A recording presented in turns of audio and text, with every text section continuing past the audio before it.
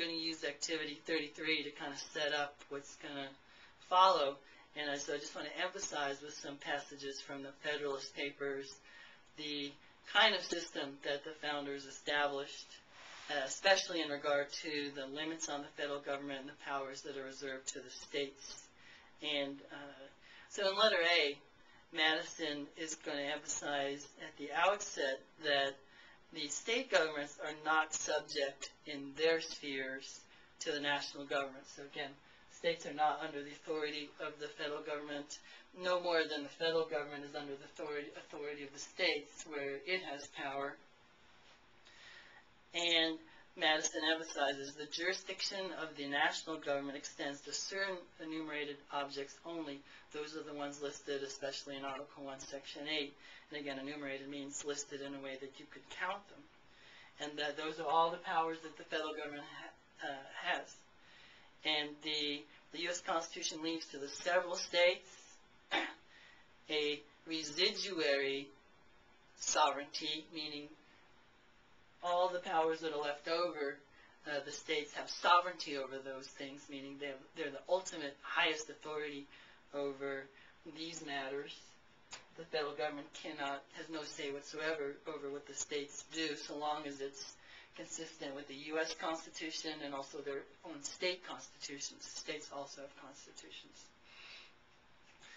Madison also emphasizes in Federalist 39 and letter A that this sovereignty is inviolable, and that means that this is a limit right here that the federal government must not violate and cannot violate. And that's Madison's description in Federalist 39. In letter B, in Federalist 40, he continues that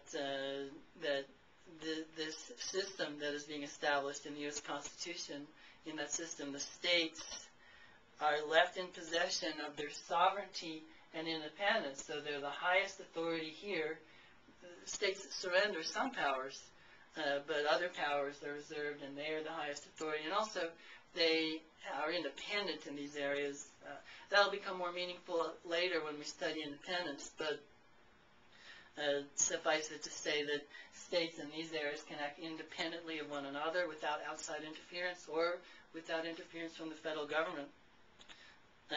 He says that in all unenumerated cases, wherever the powers of the federal government are enumerated here, and these are the unenumerated cases, here the states are left in the enjoyment of their sovereign and independent jurisdiction. Letter C in Federalist 45 is elaborating further on this. He says, Madison describes the powers of the federal government as few.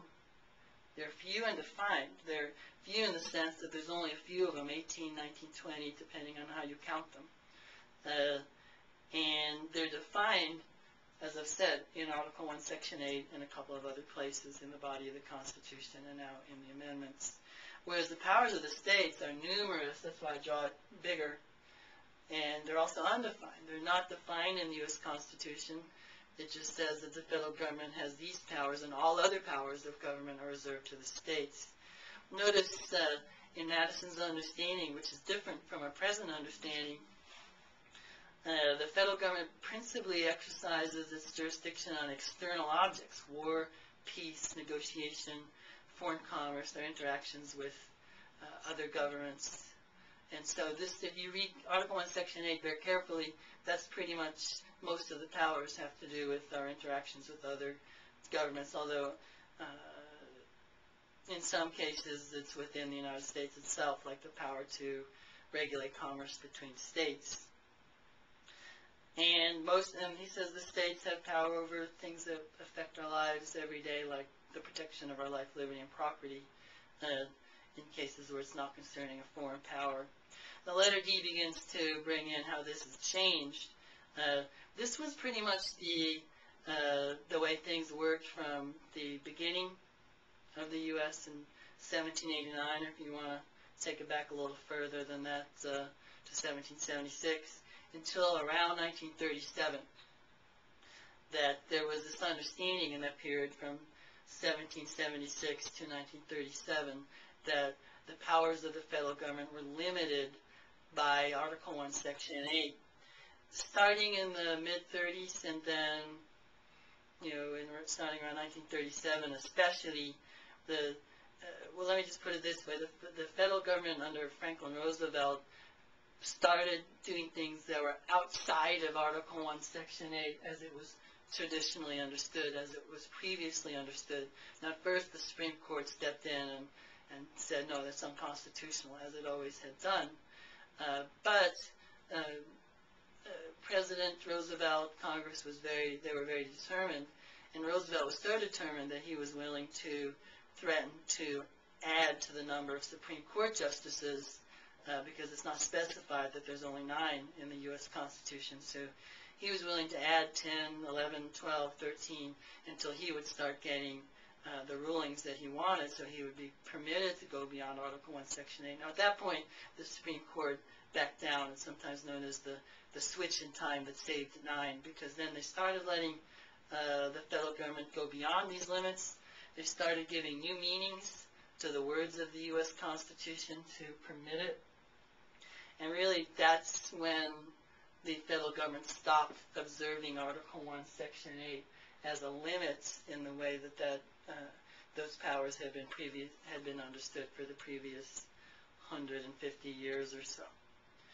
And especially it's important to point out by the people who ratified the U.S. Constitution. So you see Caesar, a political scientist from the University of Virginia, saying that this led to the virtual collapse of the notion of a limited national government of enumerated powers. Now, there's really no limit on what the federal government does, at least not Article 1, Section 8. There may be some other parts of the Constitution that the Supreme Court enforces, but not this one really anymore. So that's, as we'll see, a matter of preference, whether you think that that's a good development or a bad development.